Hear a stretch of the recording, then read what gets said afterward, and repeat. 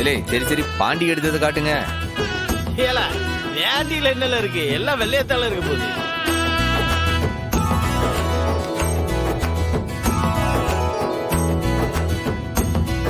அப்போ பட்டு வெட்டிப்பா சாஃப்டா இருக்கு.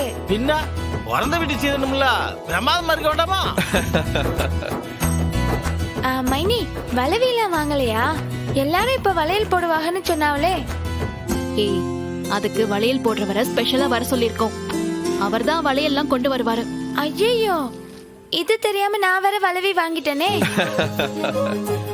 ஏய், அவசர குடுக்க நீ என்னத்துக்கு வளையல் வாங்கின?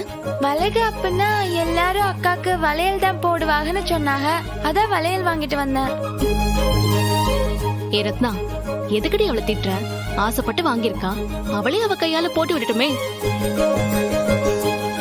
எங்க நீ வாங்கின வளையல காட்டு. இந்த ஒரு நிமிஷம் மைனி.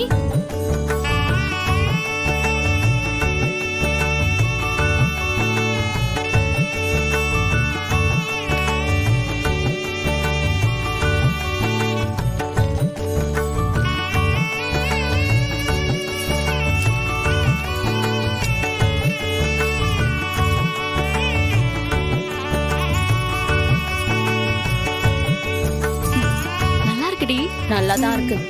அண்ணே எப்படின்னு இருக்கு? ஏலே சூப்பரா இருக்குல்ல? அண்ணே, அவ ஸ்கூல்ல என்ன சொல்லி வச்சிருக்கான்னு கேள, நீயே சிரிச்சிருவ. ஏய், என்னடி சொல்லி வச்சிருக்க? போங்க மைனி, நான் சொல்ல மாட்டேன்.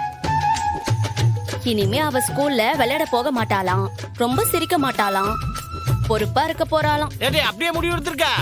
அப்படி எல்லாம் முடிவு எடுத்தா இந்த உலகமே தாங்காதுட்டி. எப்பா சும்மா இருப்பா. பாப்பா போட்டுட்டா நான் சித்தி ஆயிடுவேன்ல. அப்புறம் பாப்பாவை நான் தானே வளர்க்கணும்.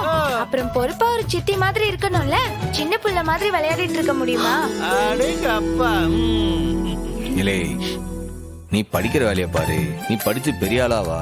இந்த வேலையெல்லாம் நாங்க பாத்துக்கிட்டு தான். சரியா? அண்ணே, நான் சித்தி ஆயிட்டா நான் தானே பாப்பாவை வளர்க்கணும். அது என்ன செடி அடி, டெய்லி உரம் போட்டு வளர்க்கறதுக்கு? அதான் இத்தனை பேர் இருக்கோம்ல, நாங்க பாத்துப்போம். நீங்க உங்க படிப்பை மட்டும் பாத்துக்கோங்க. ஓகே? இல்லை டாக்டர், அந்த முக்கியமான விஷயத்தை எடுத்து காட்டு. அது என்ன பரணி முக்கியமான பொருள்? பாசமான தங்கச்சிக்கு பிரசிடென்ட் நகையெல்லாம் வாங்கியிருக்காரு. இந்தாங்க பாருங்க. அழகா இருக்குண்ணே. அண்ணே சூப்பரா இருக்குண்ணே.